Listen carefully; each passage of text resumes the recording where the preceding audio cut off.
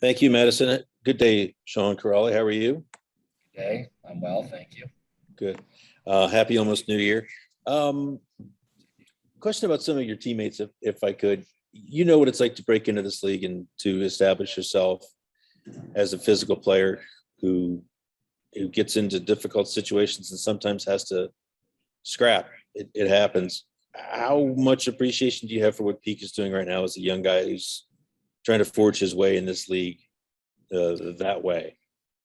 Well, I think those guys are crucial pieces to teams, and when you see a guy that's willing, and I don't even like, the fighting is what it is. I think that's less about it than Beaker. But Beaker's always playing hard, and he had a bunch of hits last night. He was, just a tough guy to play against. I think just a guy that's trying to show and play his way into the league, and he's playing hard. And as a teammate, you love to see that. It kind of gives you a little boost, gives you a little energy. So good for him. He's playing his butt off, and I think you can. He's a young guy or a younger guy in the league, I guess. But those guys help teams win.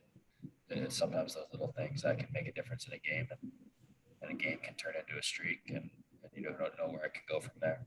Yeah. I wanted to ask you about Alexander Texier too. You joined a line with him early in the season when he was kind of looking to find his game a little bit. You've had a front row seat to all of this. What's different about his game right now? And are you in any way surprised that he's been able to get to this level given where he was early? Well, I've only seen Tex this season, so I haven't seen him past this year. So I've always had appreciation and respect for his game and skill since I've been on his team. But it's been super impressive, and I think he's playing hard and also finishing and really balancing those two things well. And he wants the puck. He's a guy that wants the puck on his stick. When he gets it on his stick, he's making good things happen. So it's been fun to play with him. It's been cool to watch, and just been huge for our team. I think he's scoring big goals at big times. Another one last night. Mm-hmm. A guy with skill, and also a guy that will get some of the dirty minutes. Yeah, and how happy were you to see Robinson back today? You guys have paired very well this year. Yeah, I was happy to see Robbie today. He was good practice for him. It's fun to see some of your when your line mates come back, kind of gets you a little excited. So I'm excited to see him again out there, and I know our team will be thankful to have him back out there with us. Has he taught you how to do the Rubik's Cube yet, or is that beyond your camp? Yeah, that I'm smart enough to know not to try. So that's yeah, it. Yeah. Good one.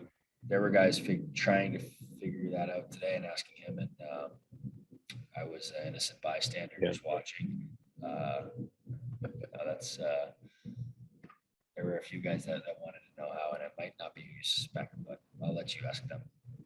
That's called wisdom. Thanks, man. Thanks.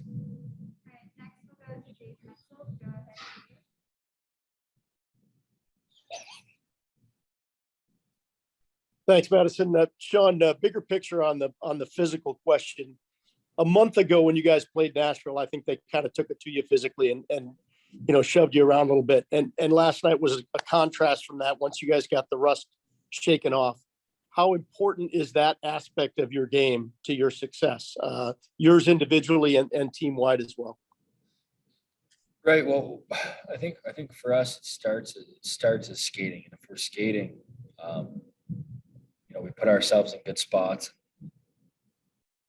Can beat teams that way, but there's a certain amount of physicality that is needed sometimes, and some more nights, some less some nights. But I thought we did a good job in handling what they were coming with. We know they like to play hard.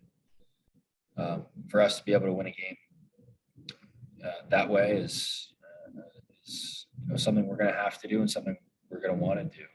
Obviously, to keep pushing forward, winning games, getting points, and climbing in the standings. So it's big. You got to be able to do both things. You can't be one dimensional. But at the same time, we know what our strength is. As a team, I think we want to play to that strength and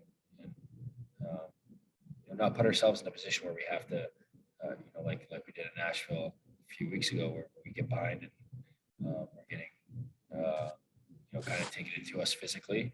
So I think, skating is the first thing, but you've got to compete and play hard. I don't think we're looking, for the most part, the guys are looking to blow guys up, but we want to compete at every single puck and win our pucks and play to our strengths. Yeah, and that's it. It's not the big hit. It's not the fight. It's winning that puck battle in the corner, right, and making a play out of that. Right, exactly. And that is something that we want to be a strength of ours is coming out with the puck and going into a battle, and if one guy's coming out with the puck in 50-50 battles, we're going to be a team that wants to win our fair share of those. And, I think we're headed in the right direction and can always continue to be better at that. Thanks, Sean. Thanks, Dave. Next we'll go to Brian Hunter. Go ahead, Ted.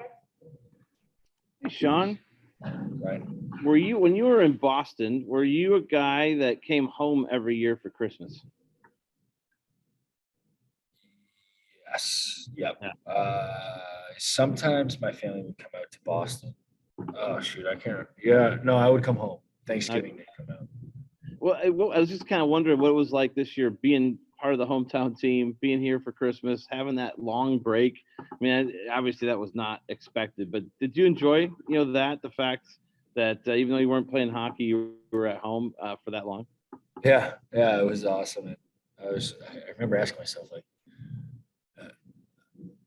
3 days felt, the 24th, 25th, 26th feels so much longer when you don't have to travel, when you're not traveling on the 24th and the 26th.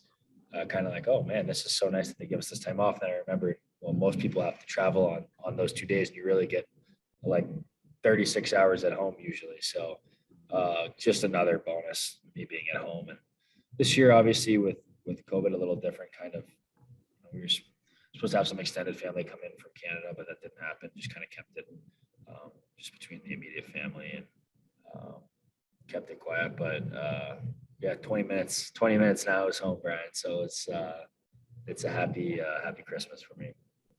Yeah.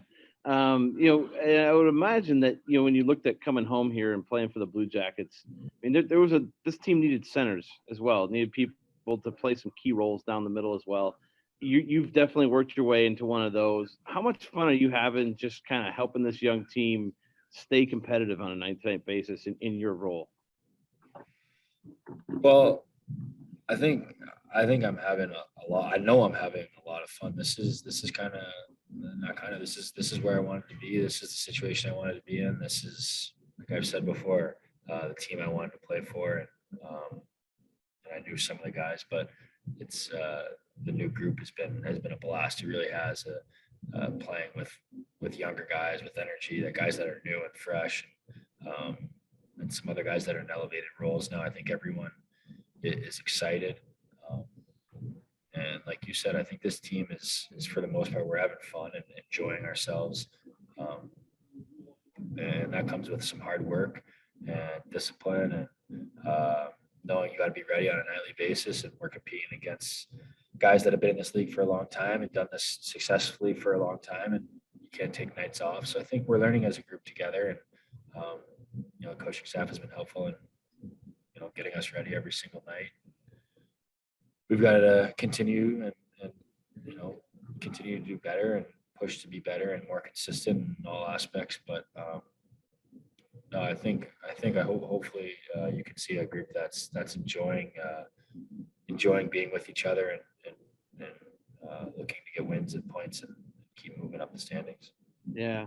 As a player, I'm sure when you look at the games played 300. I don't know if it's a big deal or not, but you're coming up on 300. Does that mean anything to you, when you reach like a milestone like that, or is that number probably higher for you? But I mean, 300 is not insignificant either. Right. No, I actually just looked. I knew I was close to 300, and I just looked this morning, and my next one, I'm almost sure. I think my next one's 300, right? Or Maybe two. I close. think two from now. Two from now. Two from now. I think so. I think it was Okay. 3 last night.